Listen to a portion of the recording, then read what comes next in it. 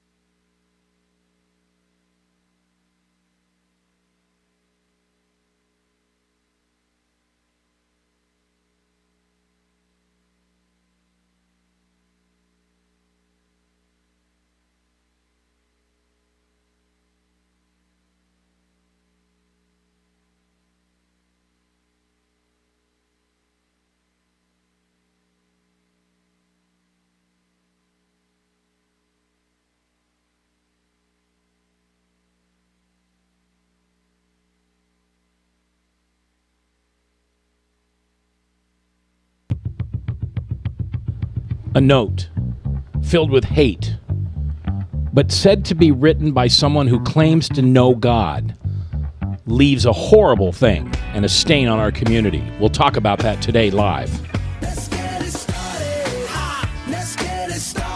Welcome to the View From A Pew, a conversation among Christians who are out to grow our faith by asking the simple questions, the tough questions, the stuff you really wish your pastor would talk about. Come on now, let's reason together. It's your voice we want to hear. The phone lines are open, so join the conversation. Call 855-244-0077. That's 855-244-0077. Now here's your host, president of the Not a Good Enough Christian Club, J. Michael McCoy.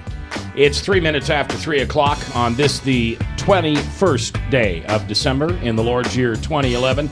I'm J. Michael McCoy, and this is the View From A Pew here on a Wednesday. We sure appreciate that you're here. If you're watching this show on the webcast, today is a day that we will ask for grace and patience from you because we have a studio filled with people. And sometimes, even though it'll sound great on the radio, it's going to look like we're really crowded, which we are. So we appreciate you taking the time to jump on the chat and participate in that. Dan Fry, our producer, is you already get the Oscar for producing this show because this is going to be a tough show with all the camera angles and everything. Oh, this is going to be nuts. Let me introduce you to all the players here. First of all, we have our regulars, which are the Cat in the Hat, Bob Montserrat, watching the chat. So anything you put up on the chat at maxworldlive.com or theviewfromapew.com, that's Bob watching that. To his right is Chris Roloff from KTIA.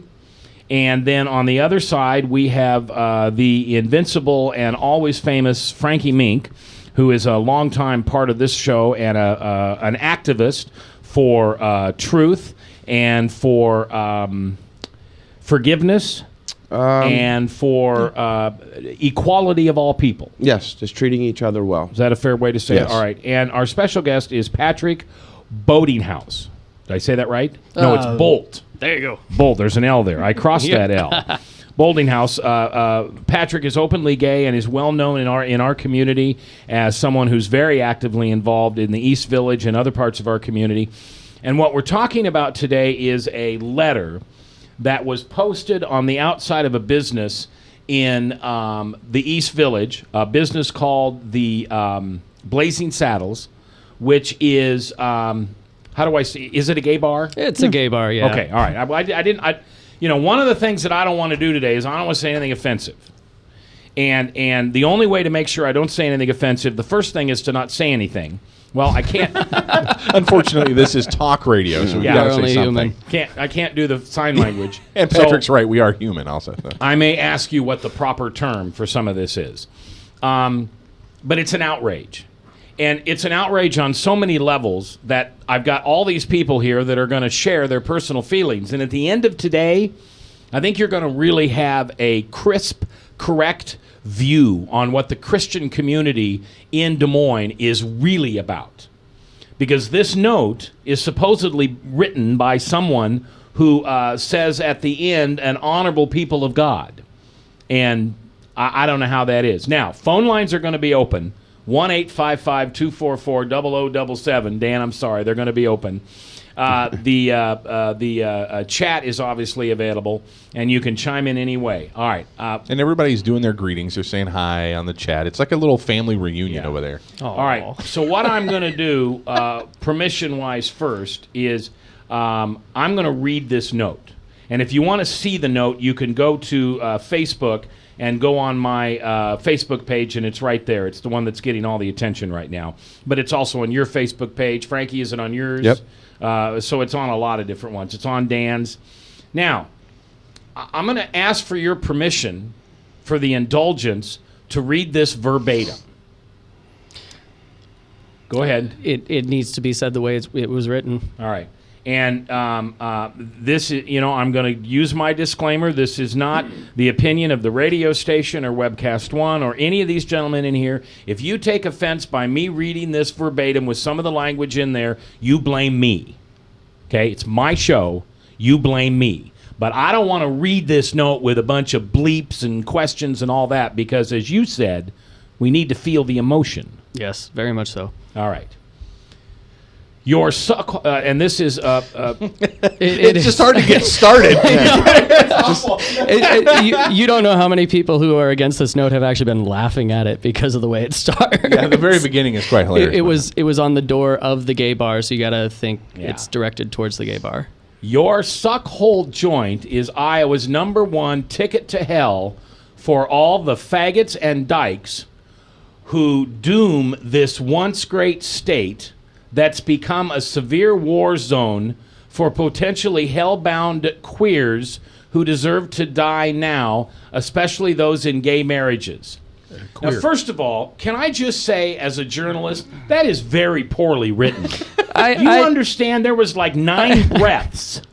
There's one person who wrote a comment on this that I was laughing at because he goes, your ticket, is the ticket not guaranteed then if it's potentially hellbound? I mean, am I not going there? Apparently it wasn't guaranteed before. It has an expiration date, I guess, that ticket does. Maybe, I don't know. Now, the second sentence is a little shorter. It's only 4.5 lines long. May your breeding ground for homos burn down someday. Boy, that really upsets me. For your advertisements in support of gay marriage and gay pride. Then the last sentence is your worthless customers and maybe even you are nothing but first-class human sexual waste that creates shame, disgrace, and dishonor. I wish they would have stopped right there. But they go on to do, it's blasphemy, ladies and gentlemen. Isn't it blasphemy? It's taking the Lord's name in vain. Pretty bad. I haven't read and dishonor to the true and honorable people of God. I'm not going to read it again. If you want to see it, it's on the web. All right. When you first heard about this, Patrick, tell me how it made you feel. You talked about the emotion of it. Though it is painful, I think our greatest defense, I don't care who you are, young, old, black, white, boy, girl, your greatest defense is when you're uncomfortable is laugh. Just surround yourself with humor. And I couldn't help but laugh at, like you pointed out, it's very poorly written.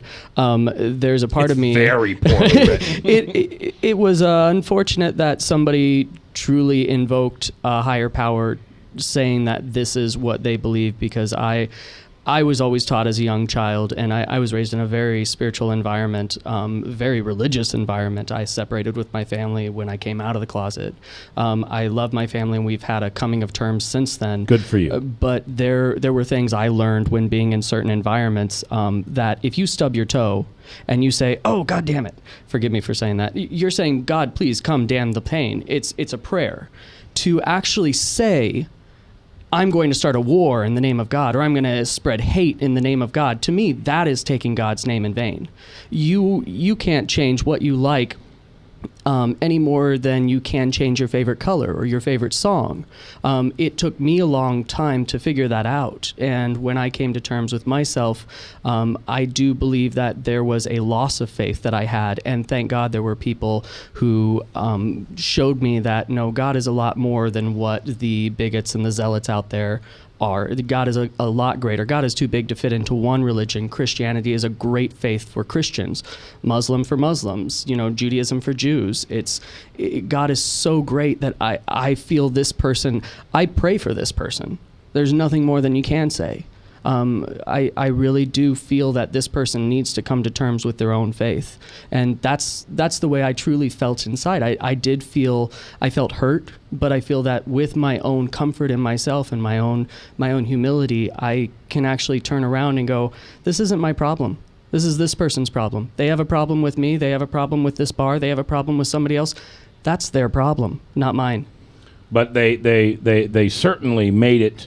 The reason you and I are talking today, because they made it sound like I, as a Christian, would believe and agree with all of this. And though I know that there are some people in the gay community, as well as I'm sure there's Jews in the Jewish community, there's people in every minority that think the majority is out to get them. Yeah. And I don't believe that, but I do believe this is a great conversation to have for the people who think they're in the right, or for the people who know people like this and need to expose to them what God is truly about. Yeah, and just to set the record straight, I wouldn't say GD when I stub my toe, because I unfortunately would be saying something bad. I wouldn't be asking God to damn the pain. I would be actually saying the wrong thing. So I don't say that. That's a disclaimer I need to say. And I think it's interesting, though, that we assume because I'll guarantee you that's the first time that's been said on this radio station. Please bleep me on the podcast. That's true.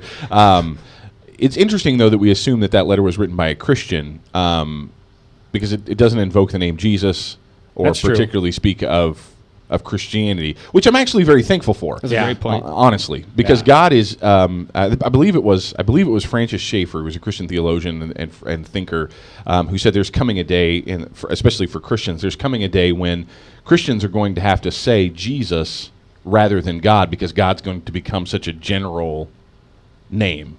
God is the all-inclusive sort of whatever. Christians esteem Jesus as God rather than just sort of the generic God word, whatever that is. So I'm kind of actually thankful that it just says God.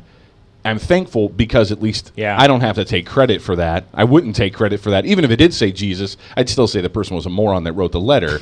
But, I'm kind of thankful in that regard. But, so. Frankie Mink is in the house, and Frankie and I don't know, you're one of my best friends. You probably think I'm a schmuck, but you're one of my best friends. No, I feel the same. And Frankie and I have a tremendous amount of theological conversation. Absolutely. Because you tell me what you believe, so we just know where you're coming from. To make it real easy for your listeners and for the people in the room, the best way, and I love when my conservative Christian and my conservative Muslim friends will say, "Oh, you believe in that universal God? Like, that's so bad." But yeah, I do. I believe in that universal God. So I guess that's where we separate in that way. But the conversations we have had have mainly dealt with Christianity and even Islam, because I do know a good bit about Islam to be able to talk about it. But you are a great soundboard for me sometimes to bounce things off of, and I think you do the same with me. So your offense comes from the fact that it invoked God. No, my problem is that it was left. Period. Well, I know. That's what it is. It could, and I know where you're getting, but I'm just saying my first reaction is, and Patrick. Now I know Patrick. Patrick's actually a thick-skinned kind of guy and can roll with the punches. I know other guys that ain't gonna roll with it. This could be harmful, hurtful. It could be, and I'm pretty sure it is to some people. So I think of those people. It's 'cause my empathy. Yeah, how do I say it? My feeling of what another person might feel and be able to feel like them is my reaction to this letter. Well, and I guess that's where I love your point that, it didn't invoke one specific form, but the fact that it invokes any sort of higher power, it makes them feel as though they're in the right. And this is the type of note, and I'm saying this with a disclaimer, I am not an extremist, but if you could see a note that was left on the airplane that hit the towers, this is probably what it would look like. If you were to see a note that was, left at the the tech school, Virginia Tech. This is exactly what it would probably look like. And I say that from being on the other end because there was a period of time where I did have that sort of animosity and that hate towards anybody who had religion because they had this thing that they could fall back on that I didn't. And it took me a long time to find that. Anybody who has faith, you have something great in your corner, and to see them use their own system of faith, their own belief in what is supposed to be humanity, and to use that in such a hateful way, I'm like, I don't know who your God is, but they're obviously not the same God that a lot of people know. All right, we're going to take a break here. We're coming up against our first break now. Frankie, we're going to lose you after the second break at 35 minutes, so I want to make sure you've got some time to talk in here because this has become somewhat of a passion for you to fight racism and bigotry in this world. Absolutely, because I was one of the people that left these letters and put the bombs in the cars that were outside of gay bars. So you and I did it in God's name. So what type of person leaves this letter? A person, for one, that is low self-esteem, egomaniac, with definitely some issues of their own. Might even, and I. You always hear people talk about this, maybe they're secretly gay type of thing, but right. You never know. This isn't mentally right, so there's something mentally not right there neither. Right. And that was same with me. We'll continue this conversation. Patrick Boltinghouse is here. He's openly gay, well-known in our community. Frankie Mink is here. You know Frankie from a friend of the show for years. Bob Montserrat, the Cat in the Hat. We'll find out what the chat's saying when we come back from the break. And Chris Roloff biting fingernails over there from KTIA. We're coming back live here on The View from a Pew.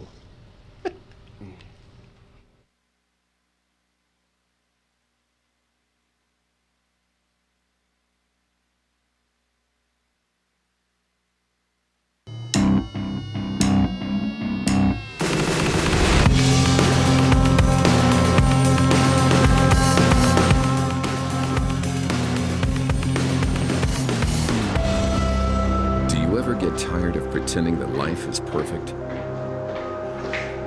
If what they see isn't how you feel, God knows, and He understands. Chat now with someone who cares at groundwire.net.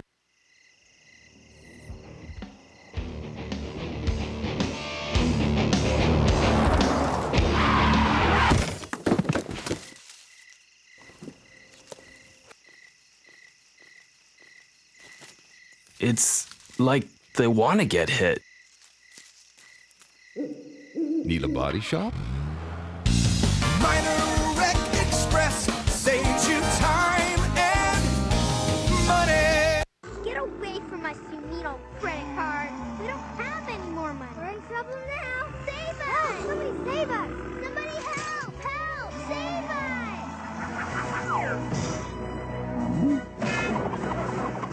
Hi, I'm Tom Coates from Consumer Credit of Des Moines. If your credit card's a little too animated, give us a call. Hooray! We're saved! Consumer Credit! You're on the market! Hi, I'm J. Michael McCoy, and about 20 years ago, I went to a used car salesman by the name of John Hewitt. He had a little shop over there on North 2nd Avenue called John's Auto Sales, and I bought a car. I found that experience to be one that I had never had before from a used car salesman. He was honest, he was dependable, he had integrity, and he did what he said he was going to do. Well, over the years, between my kids and grandkids, I've purchased 7 vehicles from John's Auto Sales. And last month, I asked him to be a sponsor. And he said not only would he like to be a sponsor, but he would offer a $100 tithe for every customer that came and bought a car from him directly to the church of your choice. I can tell you about their huge selection. I can tell you about their years of experience. I can tell you about their honest integrity. But all I really need to tell you is that I bought 7 cars, and you can trust them. John's Auto Sales, 5435 2nd Avenue, Des Moines. You need a good ride when you hit the trail. Trust the man with the cars, and he goes by the name of Big John. Big John.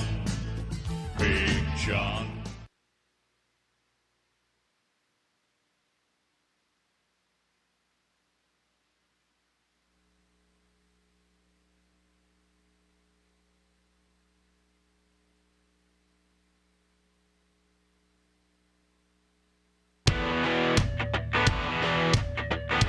Hey, we're the ones in the pew, not the pulpit.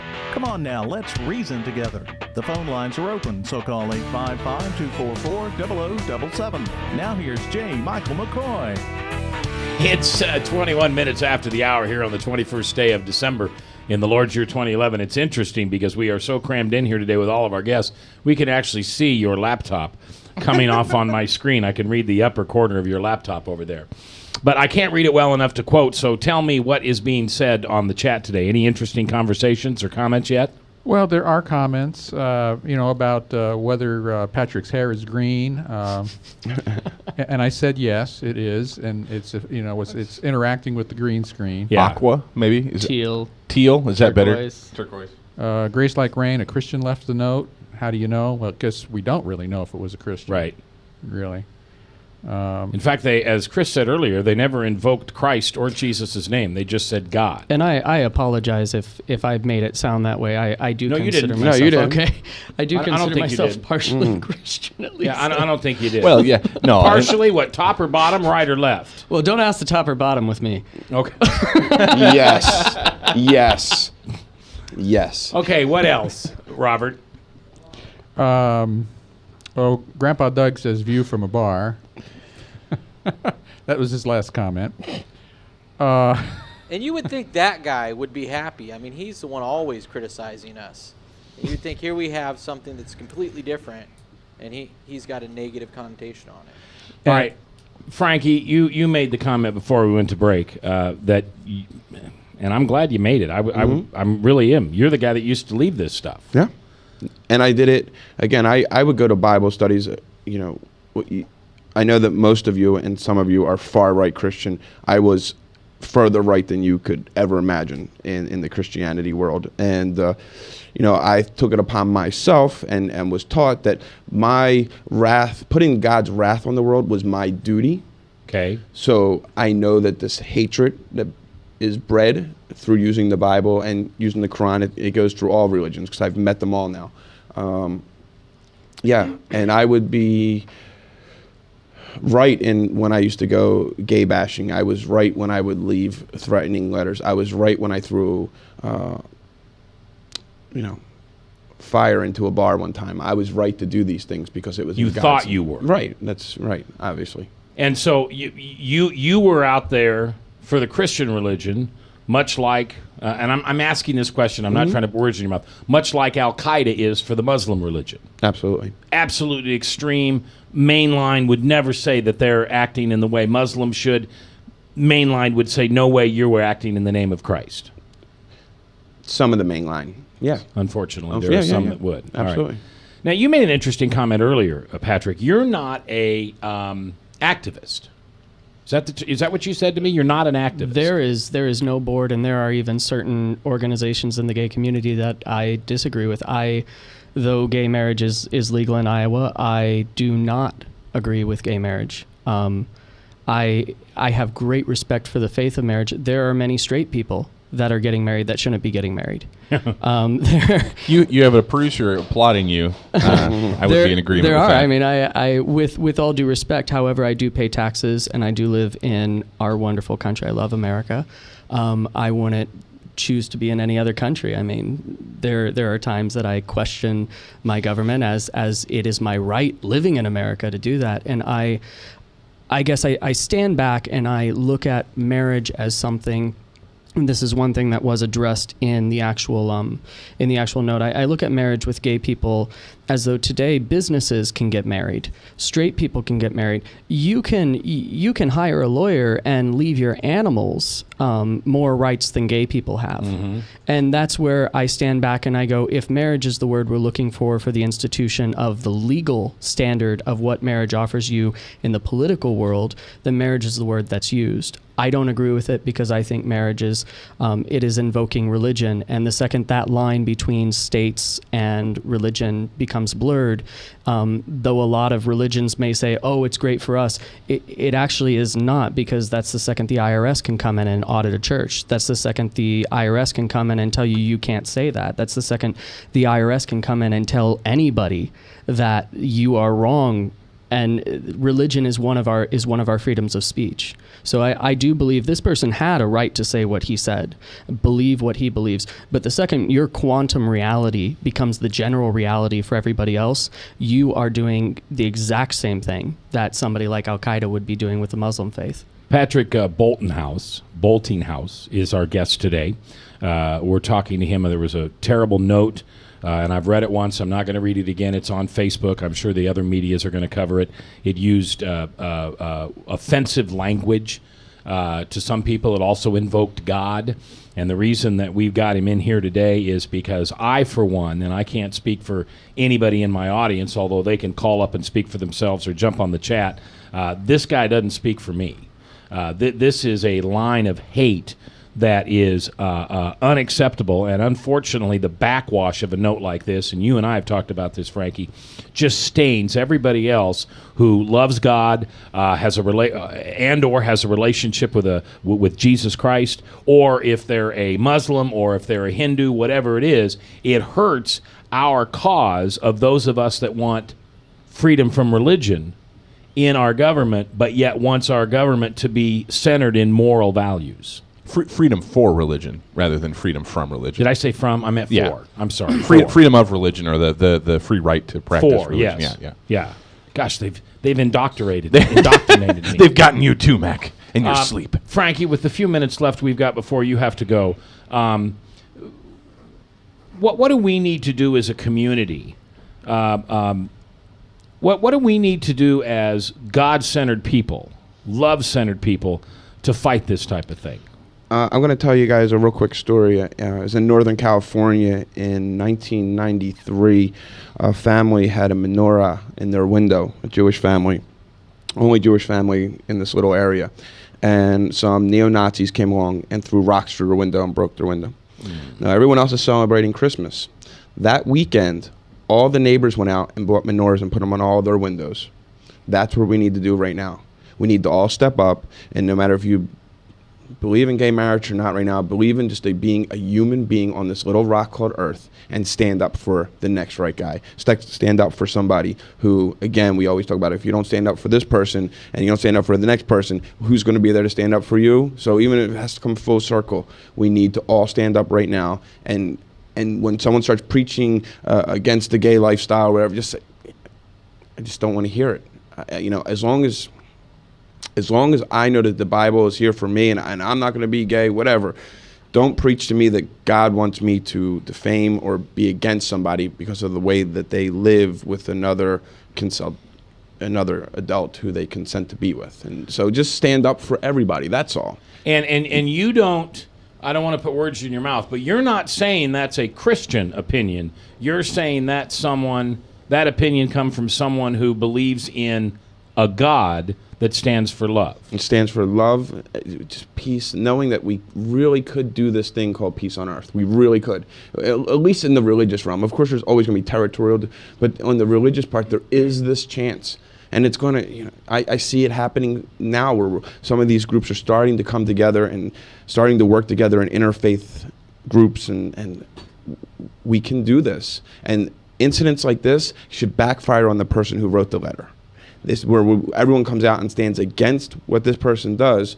It helps us love a little bit more. Do you? All right, I'm going to take this to an extreme. Do you think that a church that is Christ-based. Now, I've moved from God to Christ here. Mm-hmm. All right? Good. I don't want to make you uncomfortable. Not me. But I've moved to Christianity. Yeah.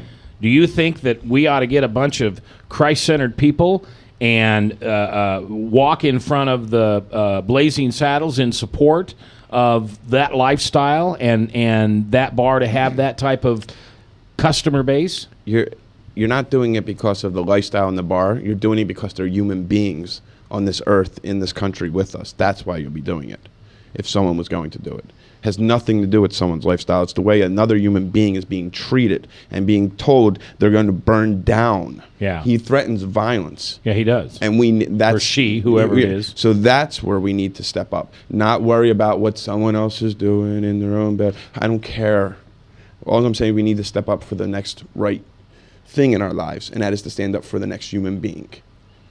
My guest today is Frankie Mink. If you don't know who Frankie is, Google him. That's the easiest thing to say. I can't even speak his resume anymore. But you do have a new book out. Yes, I do. And what's it called? Autobiography of a Recovering Skinhead. All right. And that's available on Amazon.com. Everywhere. And everywhere you want to go. Also, Patrick Boltinghouse, who is openly gay and not a gay activist, but certainly isn't afraid to speak up for a community that you don't fully agree with either. Some of the things that are done.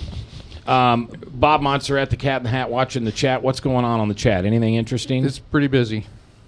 For and against. For and against, back and forth. Back and forth. I got called gay on it for no reason. Yeah. You got called gay? I have no idea. I'm married with 2 kids, but I guess I'm gay. Well, you could be a closet. Your wife could be a beard. You know, you could. No. You know what though, and Frankie, before you go, and I think one of the cool things about this show is that we're doing.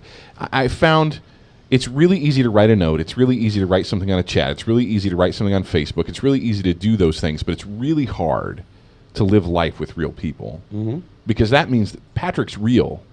Do you know what I'm saying? I know what you're saying. And there are Christians out there that want to make Patrick or homosexuals not real. See, it stops being Patrick. It starts being this thing that we don't know. Patrick's a real guy, and I think when we have conversations, we have to man up and say, "Man, do I really think what I think I think?" Or, yeah, something like that. Before I go, we'll never come together if we never get together.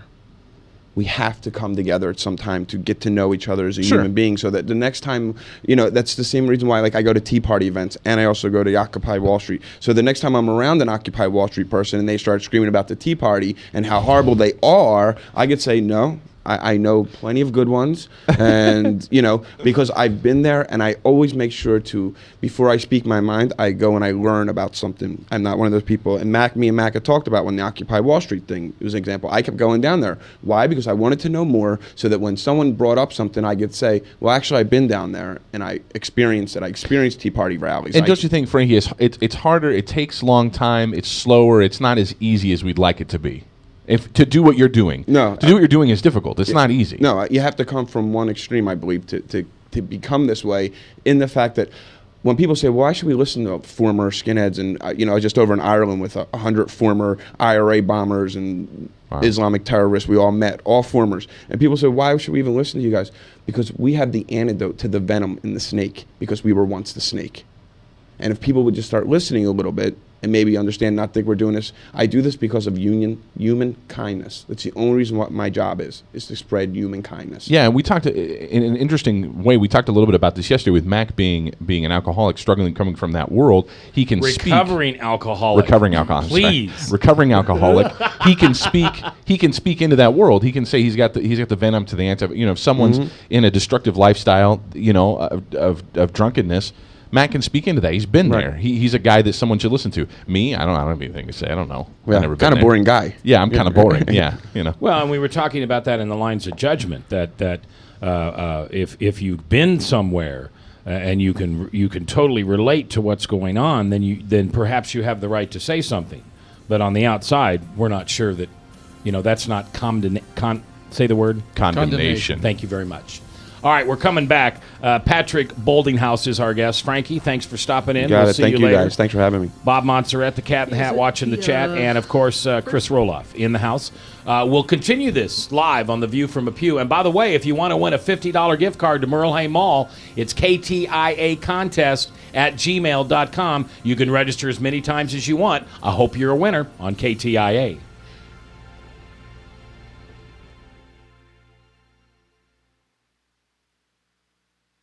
I'm Brian Leach, owner and general manager of Service Legends. I brought along a couple of the home comfort heroes. Hi, I'm Tammy Wells. I am Nick Wondershide. I'm administrative manager I am the senior technician from Service Legends. It seems like every good thing, when you feel it to the bone that it's good, there's a lot of hard work put behind it. I don't think that you can fake it and have it turn out good. You know, if we seem like, okay, that's just weird, it's just a furnace, why would you believe so deeply in a furnace? It's not just that, you know, we want to show the world that you can have good service. Yeah, I mean, it's got to be, it's your home. You know, it's built into our daily trainings, it's built into our culture, that we're going to do whatever it takes to have each client say they love us, period. That's why we spend all the hours in the training that we do. And if we guarantee it's going to be a good experience for you, or else it's free, what type of work do you think we're going to do? There is a guarantee. Temperature selection guarantee, fixed rider it's free guarantee, comfort guarantee, best value guarantee. All of these guarantees hold us accountable to ensuring that we exceed your expectations. And if for whatever reason we'd fail and we can't make it right, we guarantee all of those guarantees with a 100% money back guarantee. I mean, if you don't think that your technician can fix it right, are you going to say that to a client? No.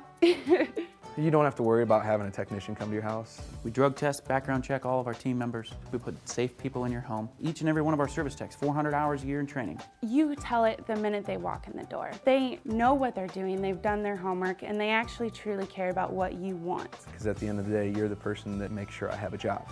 They're going to be listening. They're going to want to know what your challenges are. Then they're going to come and give you options, and you get to choose. If I'm there to help and I make it easy and painless, I did my job right that day. Well, when it comes to your comfort, safety, and your family, you know, you don't necessarily go buy the most expensive, but you get the most bang for your buck. Oh, it's worth it, because there's a lot of people that will find a way to get it to work right now and then leave and then come back, charge you again, and the cycle just repeats itself. So when I'm out there looking at the furnace, I want to find why it failed today. How can we change the part today with something that you're not going to have to worry about? Is it worth changing the part today? I mean, you can put a lot of money into a furnace. I can fix parts all day. There's good job security in that for me. But is it the right thing for you? I get a lot of the phone calls of after the technicians are there. They're just in awe. They're like, wow, you guys are great. I mean, I don't even know what to say. You guys are great. Everything you did was perfect. It was great. Keep going though, I like this. Just give us a try.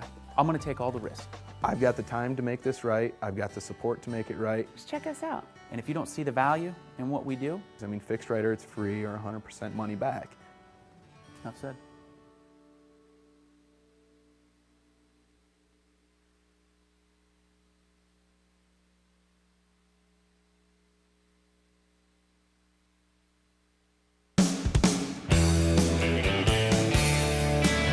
Have you ever been told you're not a good enough Christian? Well, we have too. Join the conversation. Call 855-244-0077. Now here's your host, president of the Not a Good Enough Christian Club, J. Michael McCoy.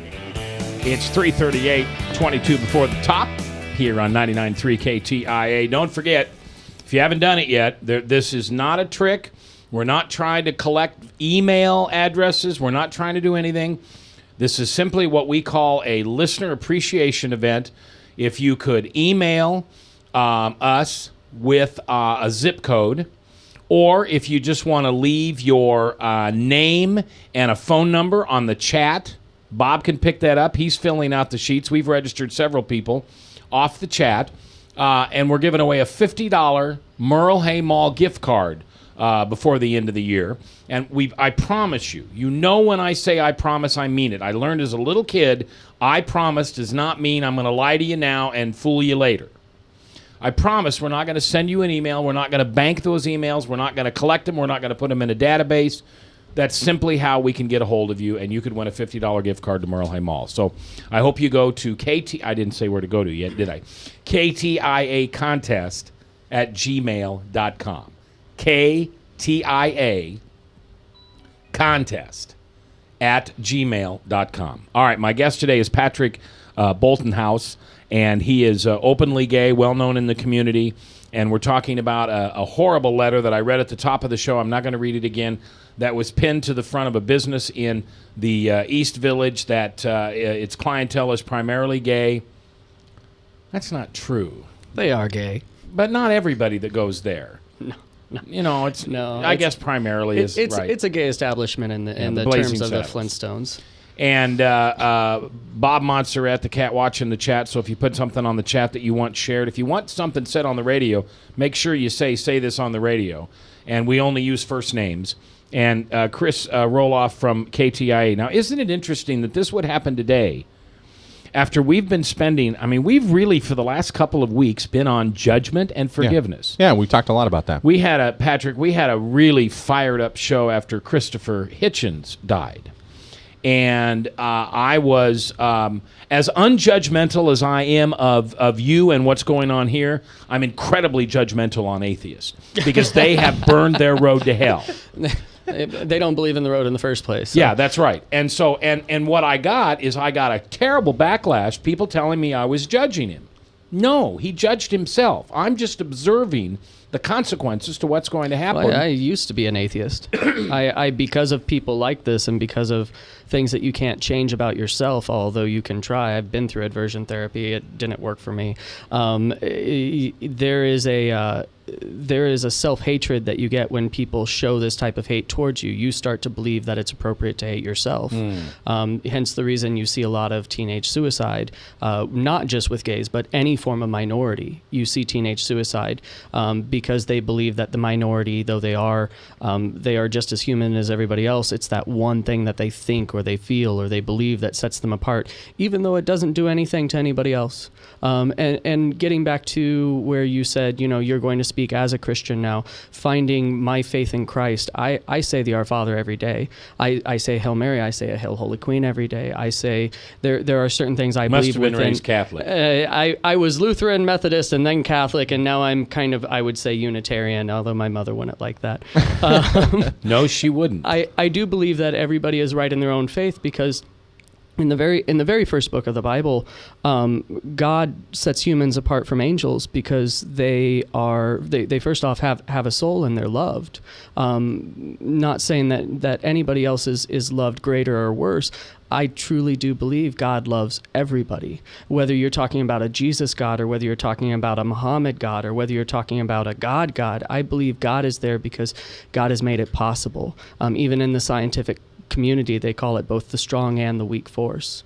So anybody who is atheist, I just don't think they've found what their faith should be. I don't truly even believe there's atheists. I believe all atheists are agnostic. They just don't know what they want yet. Boy, we should introduce him to Don, shouldn't Well, we? but that's I don't want to get into the existence of God thing. But, I want to tell you an interesting story. It's amazing, Patrick, one of the things you keyed in on a minute ago, the hate language, how detrimental that is to someone. I was a member of a church in Fort Worth, Texas for a really long time, and the pastor of that church, he had a difficult life. Let's just say that his parents were well known in his town, and he was a bastard child, so to speak. He was a bad kid, And wait, bastard and bad are two different things. I'm a bastard, but I'm not bad. Well, I guess no. He knew who his dad was, Okay. So that's an inappropriate use of that word, I guess. But I just want to protect us bastards out there. We have our own, we have our own place in this world. You gotta start a committee. Well, and anyway. in Texas, bastard's an adjective anyway. Right, So. it kind of is in Texas, yeah. So, and he was, he was told ever since he was a little kid, Billy Quinn, you're going to go to hell. You're going to go to hell. And he never had an opportunity. These were Christian neighbors that he had that told him his whole life that he was going to hell. And as a matter of fact, interestingly enough, his neighbors were Presbyterian. I go to a Presbyterian church, and they told him that you're going to go to hell. You're going to go to hell. And he grew up just believing, well, I'm going to go to hell. There's nothing that I can do about it. So seeking God, seeking Christ, seeking out any sort of faith was a non-reality for him. And then it was in the late 60s, he was had a beer in one hand, cigarettes in the other, and was sitting on a beach, and a hippie guy walked up to him, and he said, looks like you're looking for truth. And he said, yeah, that's what I was looking for. And he said, Jesus is the way, the truth, and the life. And he was like, wow. And the guy grabbed his hand. He prayed for him. The guy became a Christian. The guy's now my pastor. He's leads tons of people to Christ. But it was someone speaking truth to him. It was someone reaching out to him just in love. Wasn't judging the guy sitting there drunk on a beach with a cigarette in his hand. He didn't judge him. He went up and he spoke truth to him, and how profound that is. But interestingly enough, you fast forward this story several years later, I was going to his church. Well, theologically, I decided that I was going to leave his church and go to a Presbyterian church. And now here's this pastor who grew up all these years being told by Presbyterians that he was going to hell, and his face lit up like a red tomato, and he said, "How dare!" And he was angry because I was going to a Presbyterian church, and I thought, wow, you think about that story. Now he's angry at Presbyterians, right? So hate and anger is a very complicated thing. But so we have to be careful with the way that we speak things. But I think we have to seek truth. And you were talking a little bit about that truth claim that there is a creator, that God did create human beings. You referenced the first book of the Bible in Genesis when God created man and he said that they were good. So well, in that first book, the ultimate idea is what sets human beings apart from the angels. And if you follow theology, there's different concepts of angels even in themselves. Some do have freedom of choice, some don't. There was one angel who had freedom of choice, and his name was Lucifer. And though he was a very beautiful angel, he wanted the power of God. And if I'm correct, and this is something I would say to any quote-unquote Christian out there, if you truly think you can judge another person and not sit on the throne of God, you are taking his power. And that right there is the biggest blasphemy out of anyone. Say that again. Say that again.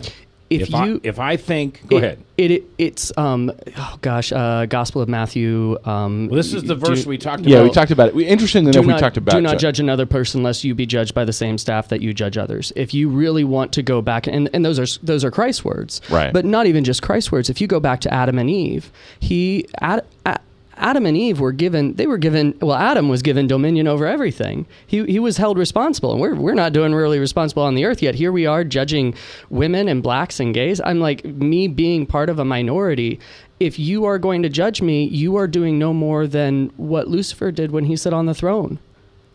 It's a hard note to follow because a lot of people do judge. I judge all the time. But by judging somebody else and not holding accountability to your judgment as to what it's going to do to other people, there's a reason why only God's supposed to judge. Well, and there's a standard. Yeah. That when we create the optimal word here, or the thing to remember, is that when we're judging something, when we're making a judgment on something, we're doing that based on some standard. A morality, yes. Like speeding. There's a law that says, going over 55 miles an hour. So we're making a judgment that this vehicle was speeding or whatever. So we have to have a standard. And so when Jesus was talking in Matthew 7, and we'll get into this in a second, when Jesus was talking in Matthew 7, when he was saying not to judge unless you be judged by that same standard, which was perfect, Patrick. You did a great job. We have to ask ourselves then the question, what is that standard? And we're going to take a break. Yeah, so. and when we're going to take a break, we'll come back and we'll pick that up where we're at. We're live here on a Wednesday afternoon on KTIA. Merry Christmas, if I haven't told you lately. I hope you have a great weekend.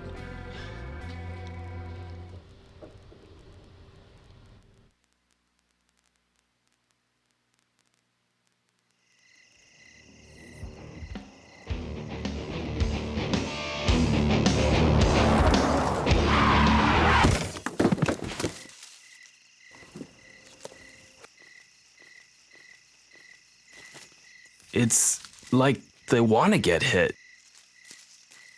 Need a body shop? Minor Wreck Express saves you time and money.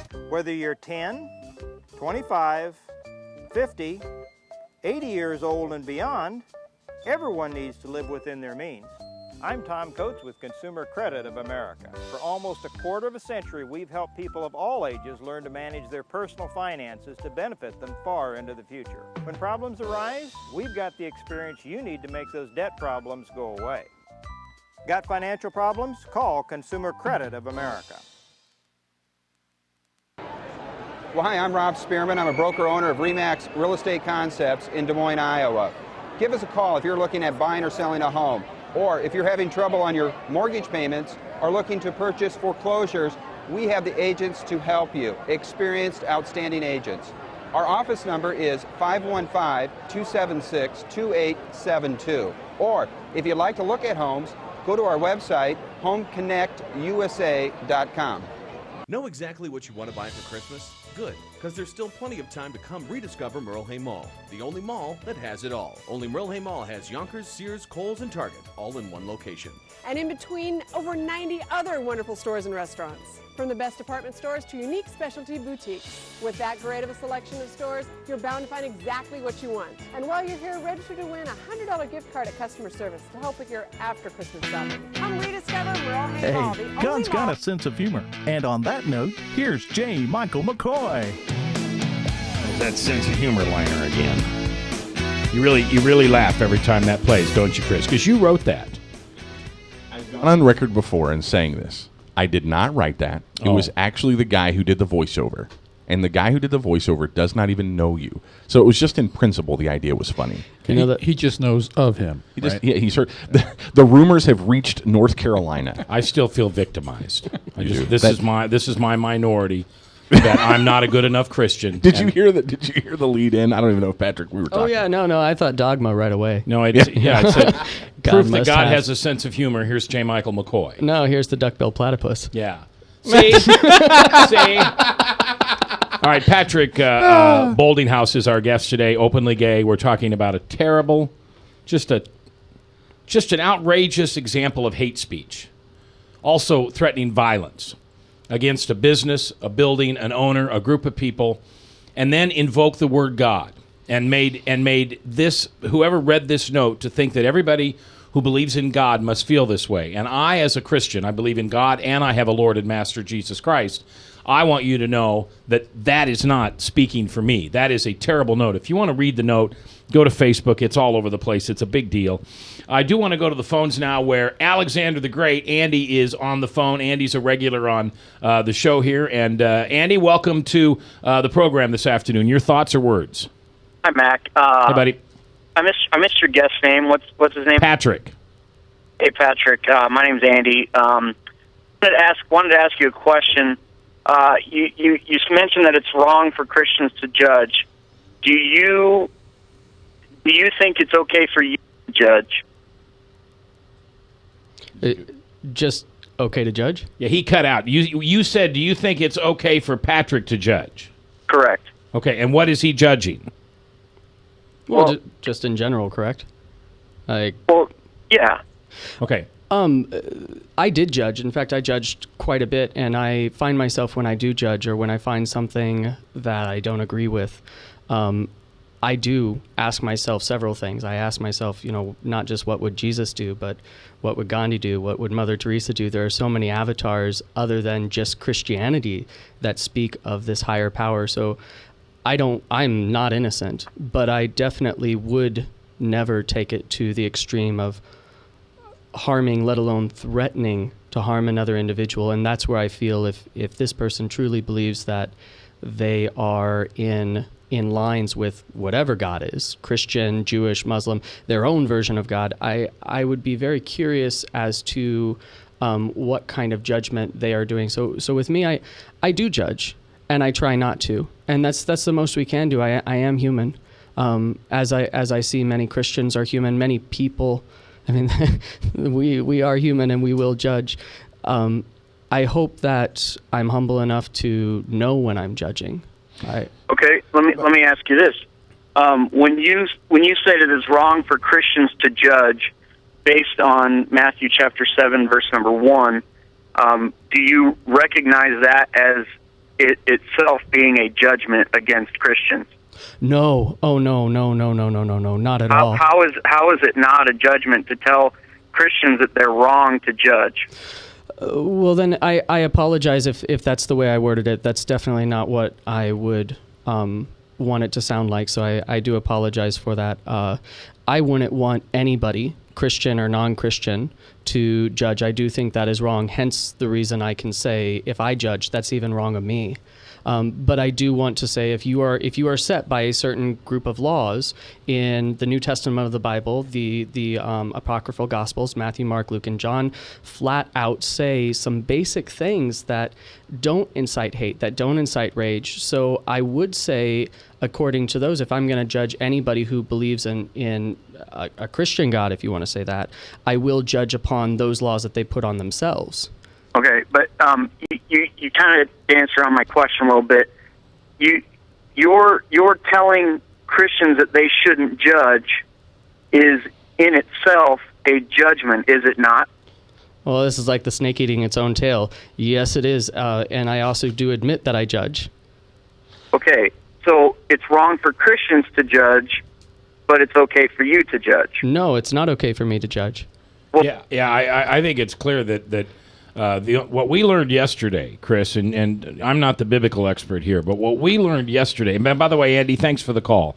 What we learned yesterday was that it's okay to judge according to Jesus, but you have to judge people without hypocrisy. Well, and you have to judge people by a consistent standard. And I want to, I think the confusion or the silly discussion here that is endless, and I love Alexander the Great, but it is an endless, it was a good snake biting its own tail. The endless conversation of judgment it will never be resolved because of the use of the word. There are two different, we got into this a little bit yesterday, Patrick, and forgive me, you weren't here on the show, so I'm going to kind of bring you up to speed. There's a difference between judgment and condemnation. The letter that was put on that door was one of condemnation. Oh man, that was just a blanket and statement. Threatening violence? Threatening of violence and all that kind of stuff, and that's a condemnation. A judgment is something that's good. Judges are good. They're a part of our society. They're a part of our culture. To judge is good. Agreed. Say, this, but what we do is we say, here is a set of standards, and based on those set of standards, we can evaluate what's right and wrong based on those set of standards. So what Andy was maybe trying to get at is that we all do judge, and I think it's perfectly okay to judge, and I think you think it's okay to judge. In fact, judgment is good. Condemnation is bad because we are not the final judge. And even Christians have to understand that Jesus established himself as God and Lord and King of the universe. And so he is the final judge of all things. And at the end, when we all stand before Jesus, we'll be judged by him, not by each other. I'm not going to stand and I'm not going to judge you, Patrick. Jesus is going to judge you, as you were saying off the air that a religious man told you that, be not concerned so much with what the people around you are saying, but be concerned with what God is. We're out of time. That music reminds me of this is a really good show, and I need 12 more hours. If that program director over at 99.3, that's me, by the way, really, if he would allow more time. Anyway, Patrick, it was really good to have you on, and it was really good to meet you, and I am sorry that happened, and that, I'd just like to let people know it's okay to be who you are. I'm not going to judge you. I know I will in some way, shape, or form, but I don't mean to. Our guest is Patrick Boltinghouse. Patrick, thank you very much for being here. Was it a good time? It was an excellent time. Thank you. You felt safe? I never since Sunday school. Yeah. Good. Well, you gotta. I like that. I committed to Dan, that if he was going to bring you in here, this was going to be a fun place for you, and I appreciate you being here. I don't feel threatened by. I think Christianity is probably one of the greatest faiths that humankind can look for when they are lost. Yeah, and here's what I hope you learned today. Can I say what we learned today? Sure. Or do you have it already? Go for it, brother. It's not in my contract or anything. I'm sorry. I think what we learned today is what the true spirit of Jesus is all about. And I don't want to get hokey with us 3 or 4 days from Christmas here now, but this is what God would want us to do with each other. God would want us to get together and look at the big picture and the essentials, and that is how we treat each other, and that we are not harmful and hateful. And I know that when, different subjects come up on the radio, I get a little unlashed, and sometimes my speech cannot be proper. And I just ask for God's forgiveness during that time, because when I see notes like this, I would never write a note like that against the gay community, but I would certainly write it against abortionists, for instance, or something like that. And I hope we all learn what God's love really looks like as we come into this holiday. Chris, happy vacation. See you in a week and a half, and we'll see you later on KTIA.